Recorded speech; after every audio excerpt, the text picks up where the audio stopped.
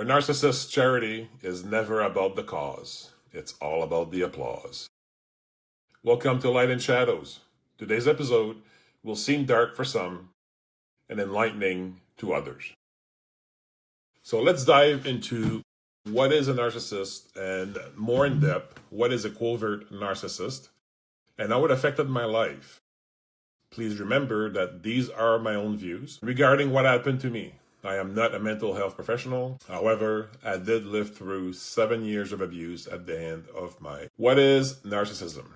It is a cluster B personality disorder, a group of disorders characterized by dramatic, emotional, or erratic behavior, which are defined by unstable relationships, emotional volatility, and issues with empathy and self-image. These disorders often lead to manipulative or impulsive behaviors and difficulty functioning in everyday life. Type of cluster B personality disorders. Antisocial personality disorder. It is a pervasive pattern of disregard for and violation of the right of others, which can include deceitful impulsivity, and lack of remorse. Borderline personality disorder. It is marked by instability in relationships, self-image, and emotions, leading to impulsivity and emotional dysregulation.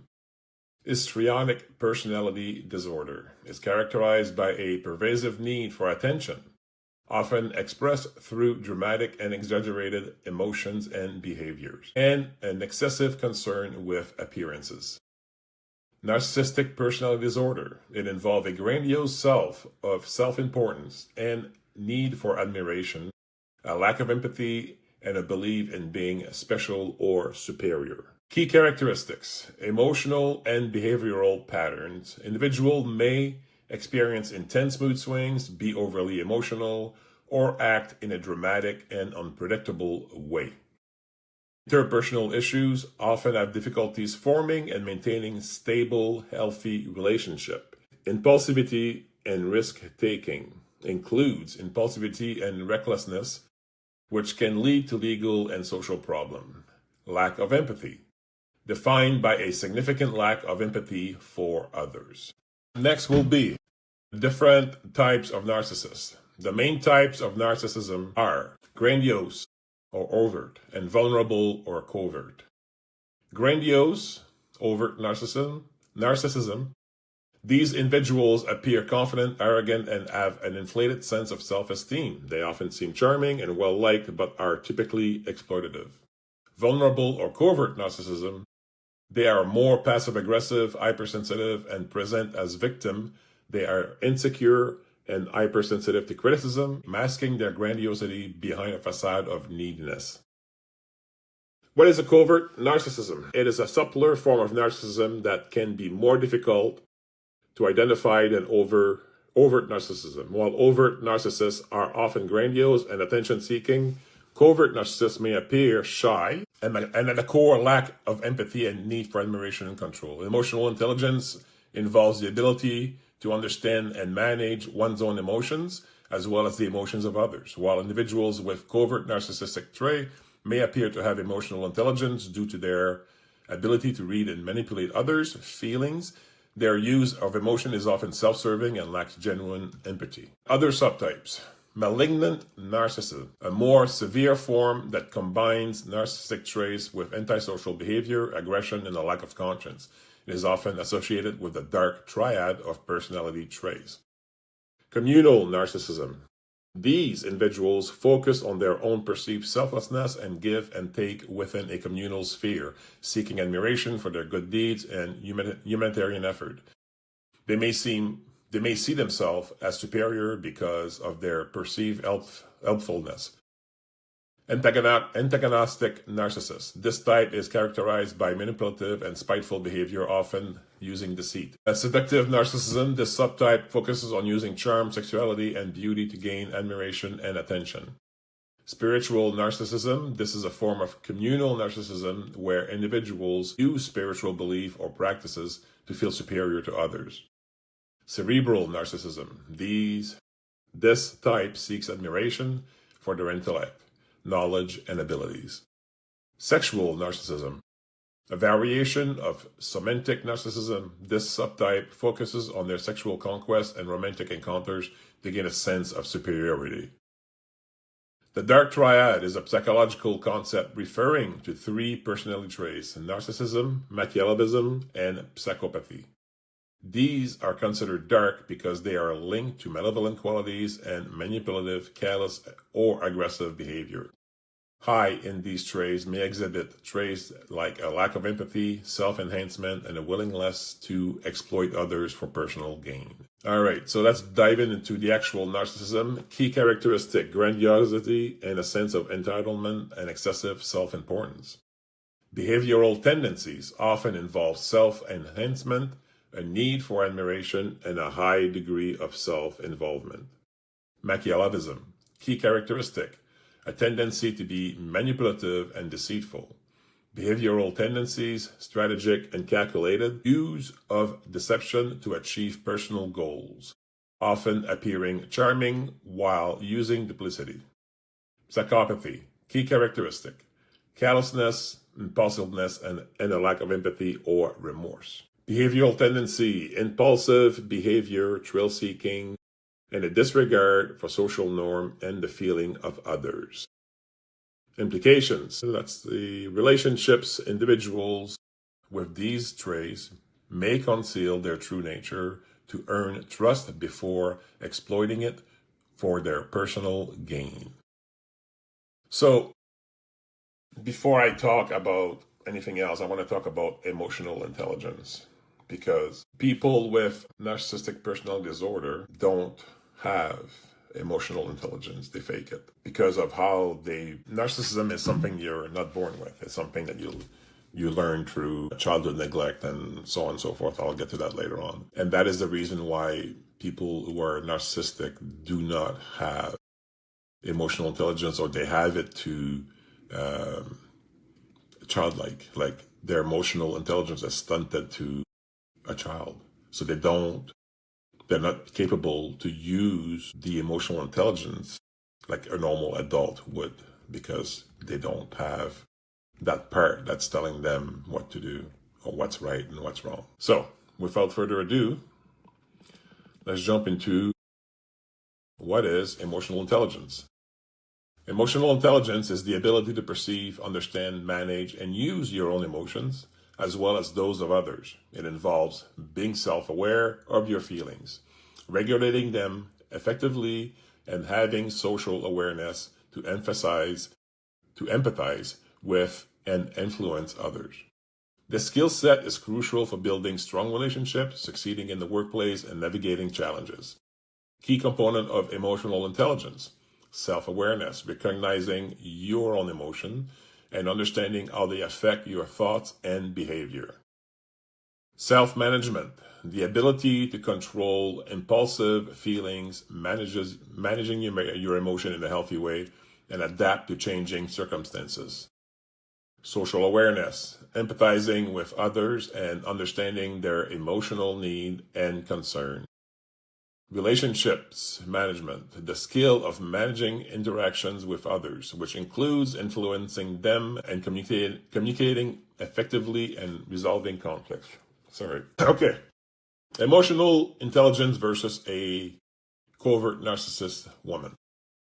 A covert narcissistic woman will often appear emotionally intelligent at first, but this is a superficial facade she uses for manipulation. Her emotional intelligence is a weaponized survival mechanism, not a genuine capacity for empathy or self-awareness.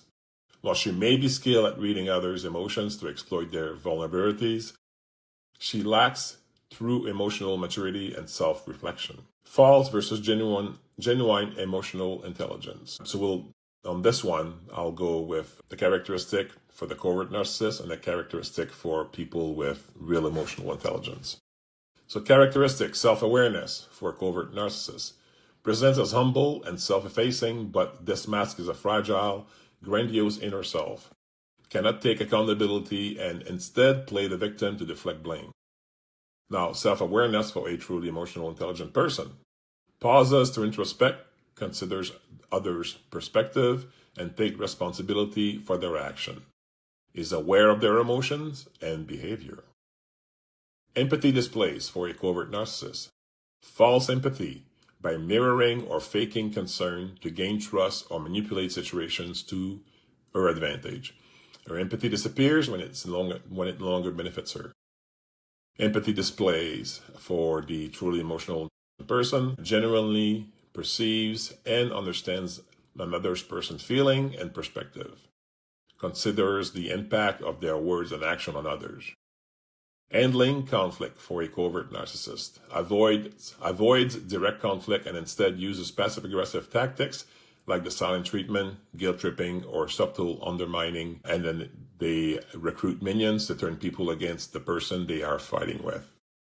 Handling conflict, truly emotional, intelligent person approaches conflict directly to resolve it and preserves relationship. Can manage their own emotions during difficult situations. That's it. Accepting feedback for a covert narcissist. Is hypersensitive to criticism and perceives it as a personal attack. Responds with defensiveness, withdrawal, or resentment. Accepting feedback for a truly emotionally intelligent person. Can receive and offer constructive feedback, has thick skin because they don't take things personally. Motivation for a covert narcissist. Uses her ability to understand others' emotion for self-serving manipulation and control. Seeks constant validation and admiration. Motivation for a truly emotionally intelligent person. Uses emotional skills to build healthy relationships, resolves conflict, and communicate effectively. Okay. Characteristic associated with a covert narcissist that can be mistaken for emotional intelligence includes strategic empathy, appearing to be a good listener and highly sensitive to gain trust and identify vulnerabilities in others. This empathy is conditional and may disappear when others experience joy or success. Feign, sharing stories of hardships or past trauma to elicit sympathy and attention, creating a false sense of intimacy. This vulnerability is not authentic and may be used to excuse hurtful behaviors or shift attention. Charisma and charms, possessing the ability to be charming and likable. This can create the impression of a strong social skill. This charm is often used to attract people who can later be manipulated. Emotional manipulation, using subtle tactics like guilt tripping, passive aggression, or playing the victim to control others and get their needs met, rather than direct communication. The manipulative use of emotions by a covert narcissistic woman. A covert narcissistic woman uses her performative emotional intelligence to gain sympathy and manipulate. This can manifest in several ways. Weaponizing vulnerability. She may share past hardship to appear wounded and evoke sympathy. This serves to inflict guilt, excuse her hurtful behavior, and redirect attention to her. Guilt tripping. She masterfully uses guilt to control others, often by highlighting her own struggles or sacrifices and implying that others are responsible for her unhappiness. Playing the victim. She portrays herself as a perennial victim of unfair circumstances, bad luck, or the malice of others. This narrative allows her to avoid accountability and garner sympathy. And covert narcissists are always the victim. Always. Never once did she take accountability for her action. Fishing for compliment. She may use self-depreciating remarks or exaggerate her insecurities to provoke others into offering praise and validation, which she desperately craves. Gaslighting. She can use emotional language to make others doubt their own reality, memories, or feeling. Phrases like "you're overreacting" or "you imagined it," and used to undermine a person's confidence. Beneath this facade, individuals with covert narcissistic traits often exhibit emotional immaturity and a fragile ego, which can manifest as hypersensitivity to criticism, perceiving even mild criticism as a personal attack and reacting with resentment, anger, or blaming others. Absence of genuine empathy, lacking the ability to truly understand and share the feelings of others with seeming understanding primarily used for personal gain. Blame and victimhood, avoiding accountability for mistakes by consistently portraying oneself as a victim of circumstances and making others feel guilty for their problems. Envy of others, secretly resenting the accomplishment of others due to a fragile self-esteem. It is important to remember that these behaviors are associated with a personality pattern and are not exclusive to any gender. Focusing on the behavior themselves rather than making generalization about groups of people is crucial for understanding and addressing these dynamics. So, how does someone become a covert narcissistic woman? While a definitive cause for any personality disorder is complex and multifactorial, a covert narcissistic woman may develop this condition through a combination of childhood experiences, parenting styles, temperament, genetics, and societal expectations. The traits of covert or vulnerable narcissism, including underlying insecurities, passive aggression, and a victim complex, are particularly common in women due to societal pressures. A covert narcissist's behaviors are often more subtle and harder to identify than those of an overt, grandiose narcissist. Key contributing factors for women are childhood neglect and trauma. Many overt or covert narcissists, including women, have a history of childhood trauma, neglect, or emotional abuse. In response, they develop a fragile sense of self and an intense need for validation. Emotional neglect. If a child's emotional needs are consistently unmet, they may learn to manipulate others to get the attention and care they crave. Inconsistent parenting. The insecurity of not knowing whether affection will be given or withheld can create a deep-seated vulnerability. A victim identity. A child who is regularly criticized or neglected may develop a victim mentality as a way to elicit sympathy and attention, a pattern that continues into adulthood.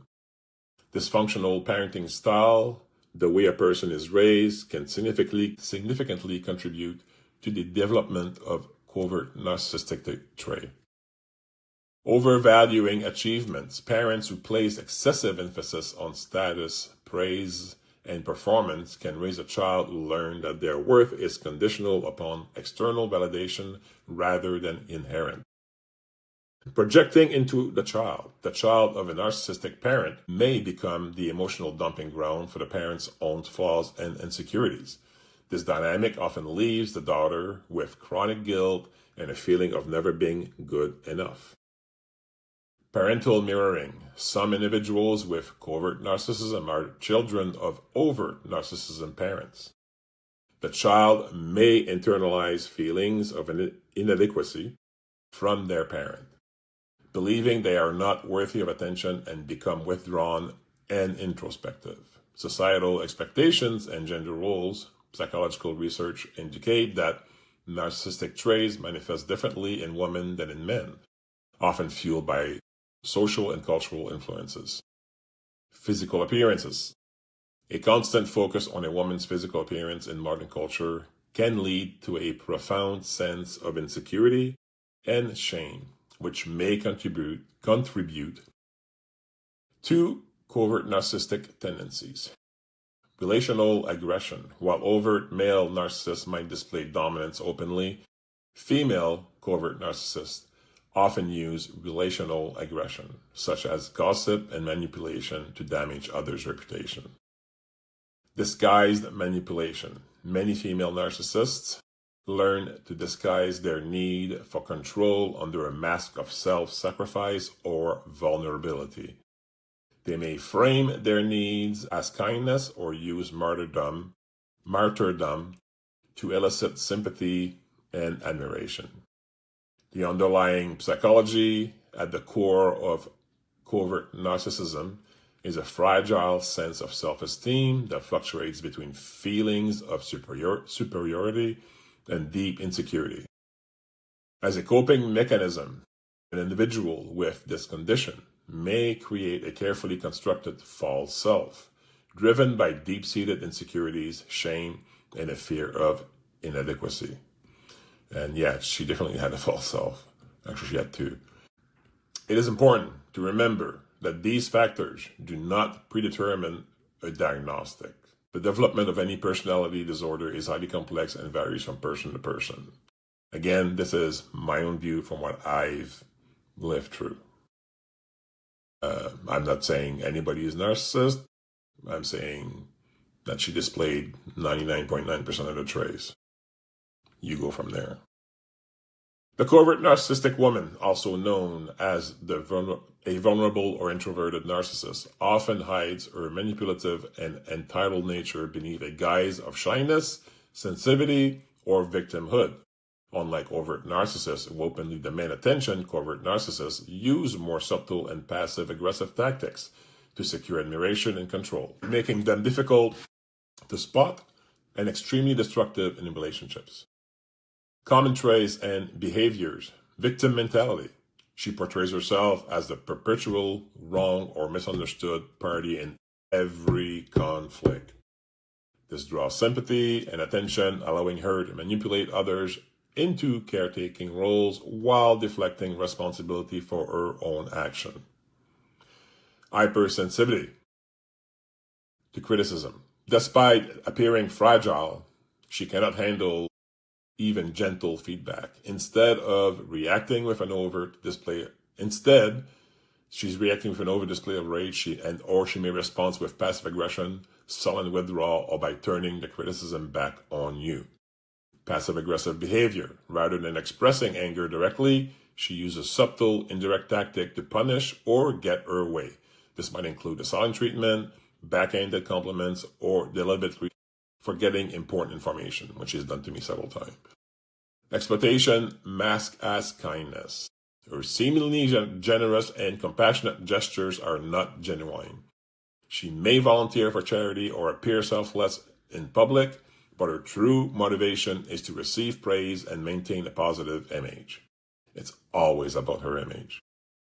Emotional manipulation and guilt tripping. She masterfully uses guilt and shame to control others by twisting conversations and invalidating your feelings. She makes you question your own sanity and emotional responses. A common tactic is gaslighting. Chronic envy and resentment. Covert narcissists constantly compares themselves to others when they see someone else succeed. They may respond with quiet resentment and attempt to sabotage that person's success behind a facade of false support. Superficial relationships.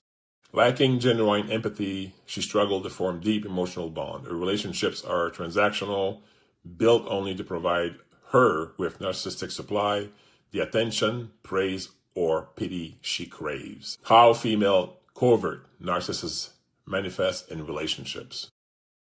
In intimate relationship, a covert narcissist woman subjects her partner to a damaging cycle that erodes their self-esteem and creates chronic confusion. Idealization, devaluation, and discard. Relationships often begin with love bombing, where she mirrors your interests and make you feel like the most important person in the world. This is followed by a devaluation phase where she becomes cold, critical, controlling. Eventually, she may discard the partner, leaving them emotionally devastated. The push-pull dynamic, the constant cycle of receiving intermittent affection and then having it withdrawn, creates an exhausting emotional roller coaster period. Her partner is left walking on eggshells, desperately trying to regain her approval. How many times? Isolation from support. To maintain control, she may work to isolate her partner from friends and family. Yay! She might claim that your loved ones don't care about you or are interfering too much to make you solely dependent on her, damaging self-worth. By belittling, judging, and comparing her partner to others, she slowly chips away at their self-esteem. Her negative, entitled outlook can drain the people closest to her, leaving them feeling exhausted and unfulfilled. A covert narcissistic woman in a marriage typically follow a cycle of abuse that can be broken down into four main stages: idealization, devaluation, repetition, and discard. Her tactics are subtle and passive, making her behavior harder to identify and understand than that of a more overt narcissist. Stage 1. Idealization, the perfect soulmate. Yeah.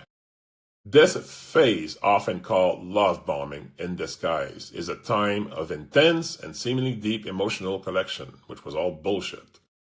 Creating a false image, the covert narcissist will appear highly empathetic, vulnerable, and sensitive, mirroring your deepest desire to make you feel like you have found your soulmate. Subtle control. She starts to isolate you from friends and family, framing this as a sign of an exclusive and special bond. Information gathering. She pays close attention to your psychological weaknesses, fears, and triggers, storing this information for later use during the devaluation stage. Building dependency. The emotional intensity and mirroring creates a powerful psychological dependency, setting a benchmark for what the victim believes the relationships could be. Stage 2, devaluation, also called death by 1,000 cuts. After the initial rush of idealization, the narcissist slowly begins to undermine your self-worth and sense of reality. Emotional withdrawal. The intense emotional connection starts to fade, and she becomes less responsive and more disinterested. She often blames this change on external factors, making it difficult to confront her without seeming unsupportive. Fuck yeah. Passive-aggressive abuse. She uses tactics like guilt-tripping, the silent treatment, and making subtle but cutting criticism that are often masked as jokes or expressions of concern. Gaslighting. She distorts reality and makes you question your own memory, perceptions, and sanity. This can make you feel confused and unstable. Yeah, who's unstable now? Victimhood. She plays the victim to deflect any responsibility for her negative actions, portraying herself as a long-sufferer martyr. Yeah, she's always the martyr. Never once took responsibility for her action. Stage 3, repetition. This is the trauma bonding, the trauma bond. This is how they keep you in. This is an unpredictable cycle of repeated idolization and devaluation that can last for years, trapping the victim through trauma bonding, intermittent reinforcement.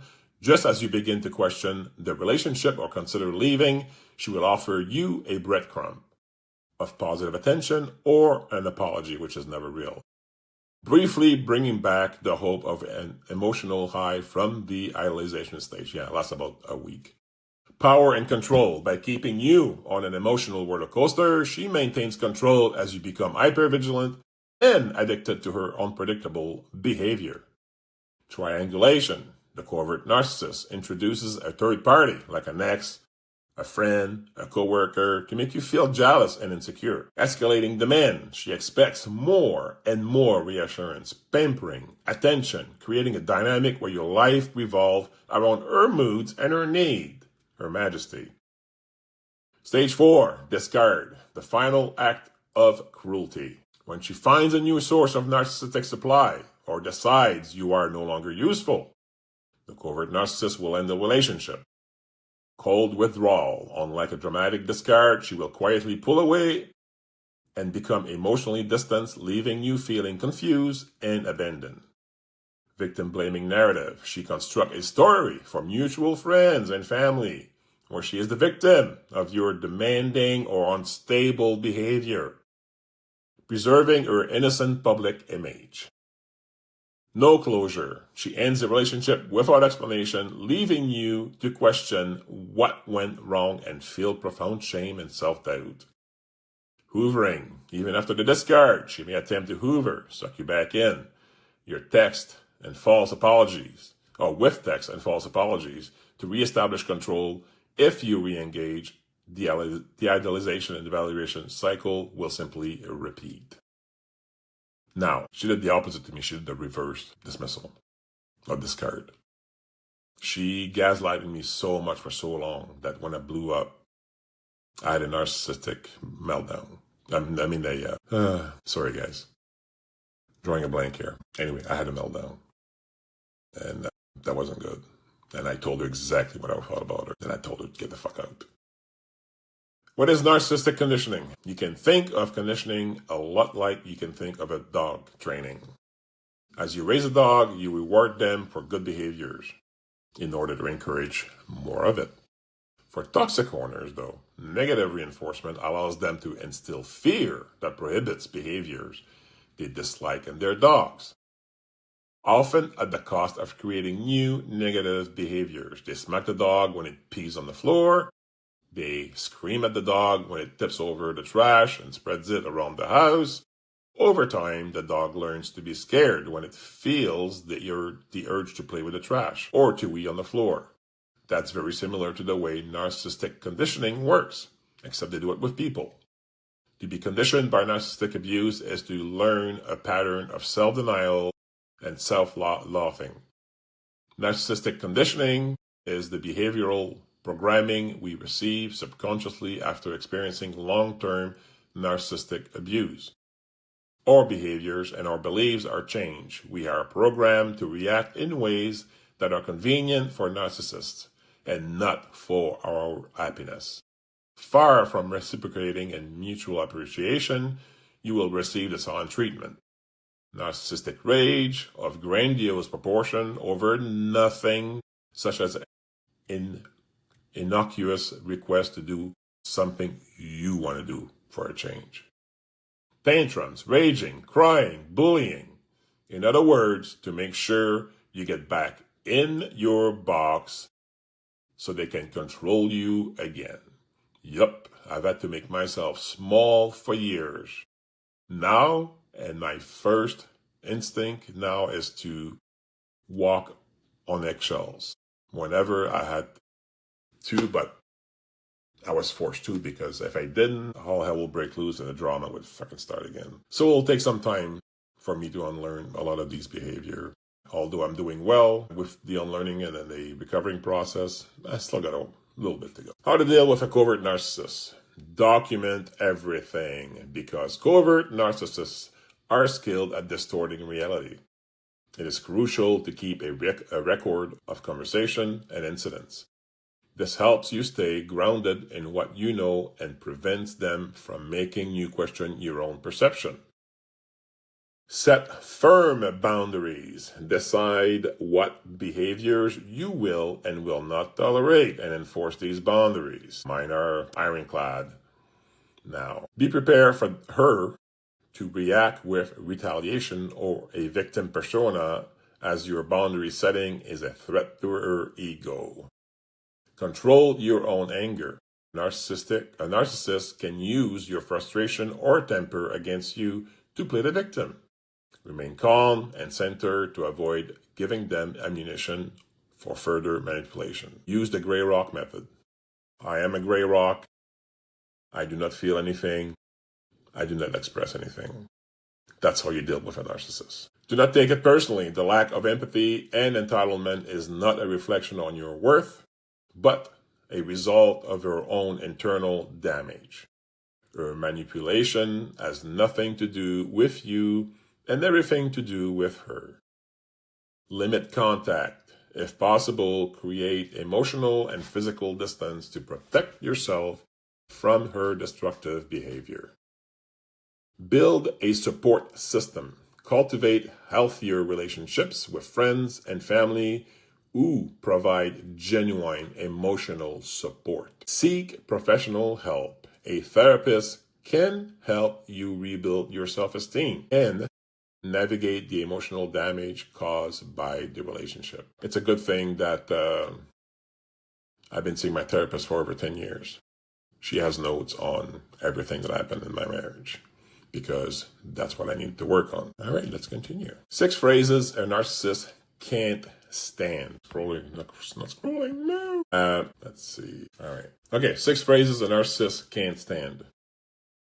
That's not something I'm going to explain when they want, because they always want an explanation, because they'll use your explanation against you. You know what? You don't have to explain yourself. 2, you might be right. That'll send them for a spin because they have nothing to answer to that. Let me think. 3, let me think about that. Another one that send them for a spin because they need the drama, they need the energy right away. So they're not getting it. 4, I'm not comfortable with that tone. That might send them flying because that's criticism. 5, you're free to think that. Just say you're free to think that. Again, it disarms them. 6, when they're trying to put stuffing on you, that's not mine to carry. That's it. That's not mine to carry. And the bonus, let's see if you can get the bonus. It's really easy. No. They hate that word. All right. So the way I experience it, my wife is passive aggressive. Always points out perceived fault. That's a devaluation tool. Criticize afterward. Another devaluation tool. Argumentative. If you don't agree with her views, too many to mention, especially on Facebook. Now, I'll come back to that after. 5, bullies her away. Karen syndrome. 6, no, let me talk to her manager. 6, threatened by confidence. Devalues me for it on the down low, but admires it. 7, never happy and often says it. I even pointed out that she looked happy and I saw it, but never got a reaction because she doesn't understand. Even her mom told me that I would never make her happy, and now I understand why. Hypersensitive, explosive anger, fits of rage and destruction. I'm always walking on eggshells. Wise. 9, very dismissive. I really felt wanted, as she believed that she didn't need me. She said as much to me on different occasions. 10, extremely judgmental, mostly always negative in judging most people, especially when it's just me and her friends included. Or close friends included. Overly entitled, always thinks that only she's right or doesn't share the load, and always making excuses. And I hate to say it, but I'm pretty sure she used her cancer to manipulate me. 12, introverted to extremes at times. I can see her physically retreat into herself and into her fantasies instead of reality, and guilt and shames when she doesn't want me to do something. 13, condescending and superior in her thinking. Hates that I can do most things better than she can, and often questions my way or ability of building something when she doesn't have a fucking clue how to do it herself. And when I'm done, she praises, but always points out a flaw or something really casually, like, oh yeah, but, always.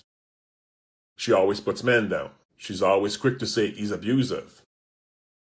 She's abusive.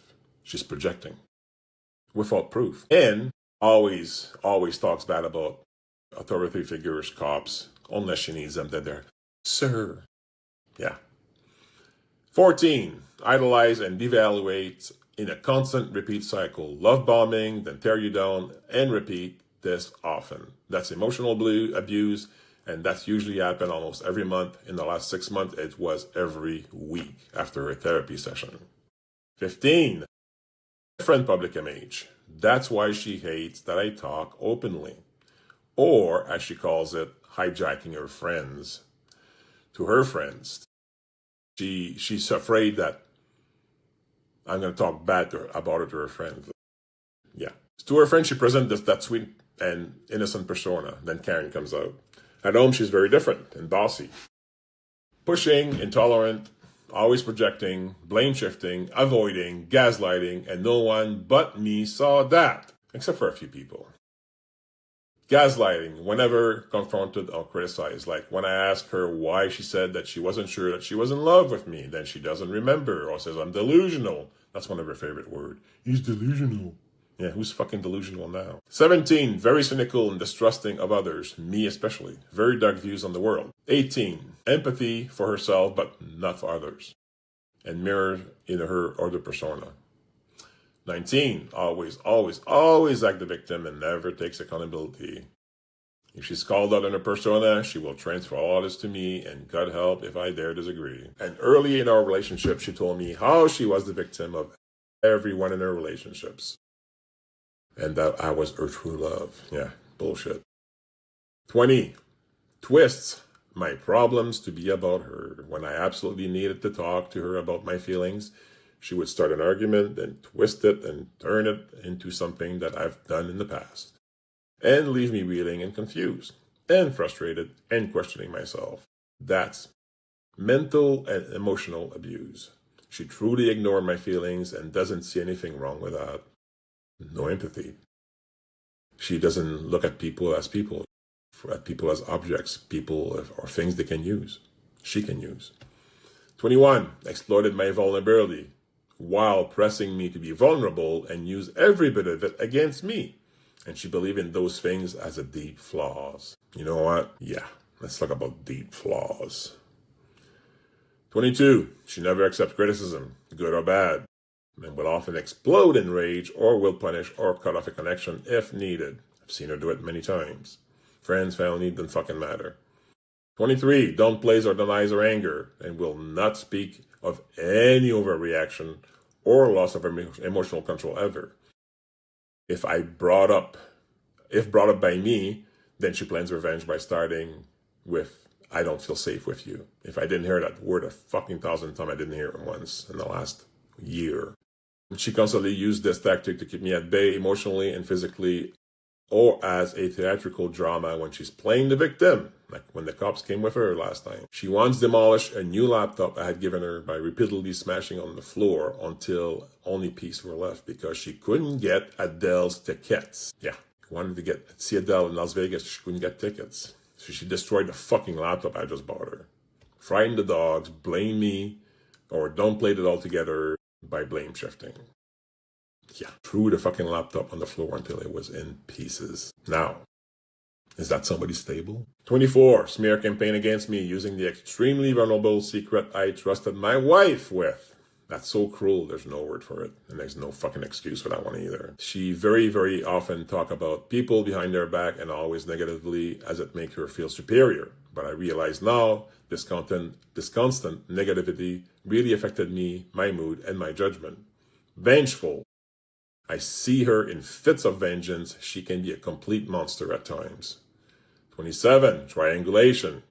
She often used this tactic to devalue me when talking about an ex. And comparing, not just talking, comparing. 28, emotionally unavailable. She's not. Don't try to tell her love. She doesn't understand love, and she has no empathy. All right, and narcissist was the last thing I was thinking about. I did wake up almost 2 years ago to it now. I mean, I had to have an autistic meltdown in order to friggin', yeah, which almost cost me my life. I was, drained beyond drain. She stopped talking to her friend, a good friend, because that friend went to Disney, and she is dead set against anyone going to the States because they're president. She thinks in absolute. She should be a Sith. Earth, yeah, I'm not gonna say her fucking name. She got so mad at a friend's wedding because the bride did not thank her for taking pictures. She had a meltdown and she hasn't talked to her since, and I had to do all the fucking damage control on that one. Again. She often deletes friends and family from her life whenever they don't agree or when she's done using them. She insisted I go to anger management. And she agreed to go at first only because I told her, if I go, you're gonna go. So I went first. I enjoyed it. And I learned quite a few tricks, even though I didn't need it. But you know what?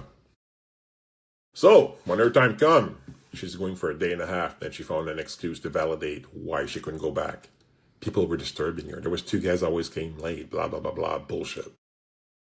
She never intended to fucking go. A few years ago, cops came to the house because she was being horrible to someone on Facebook. Like, the cops came to the fucking house. You believe it? She, anti-Semitic, wow. And homophobic. And, no, I shouldn't say homophobic. I'll get back to that. So, now that my feelings for her are gone, it's like an opaque veil has been lifted, and I finally see her clearly for who she is. And it is thoroughly revolting. Now, there's a few points that I need to go back to, because I want to make sure that people get this. To say that I've been through hell with her is an understatement. I lost myself for a while there. And I hurt people that I loved because of that. I'm then apologizing for what happened, but what she did and what she keeps on doing, it's pathetic. And you know what? She's so much into her lies right now. She doesn't fucking remember who she said what to who. So it's gonna come apart. Before she left, I told her, if you do this, I knew she was gonna leave. I fucking knew it. In April, it was, I want my freedom. In July, I want us to be friends. We've been married for 8 fucking years. What's wrong? You lost your mind or something?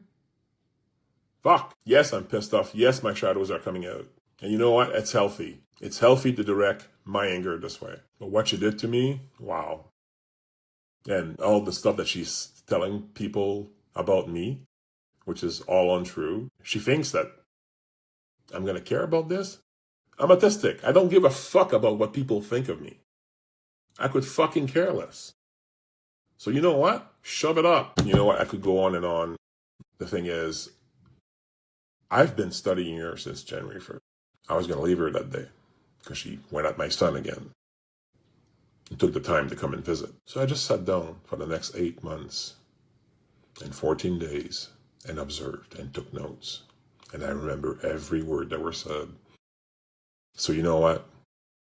You can tell whatever you want to whoever you want. I know better. And I have proofs. So you know what? Love, light. That's all I got today.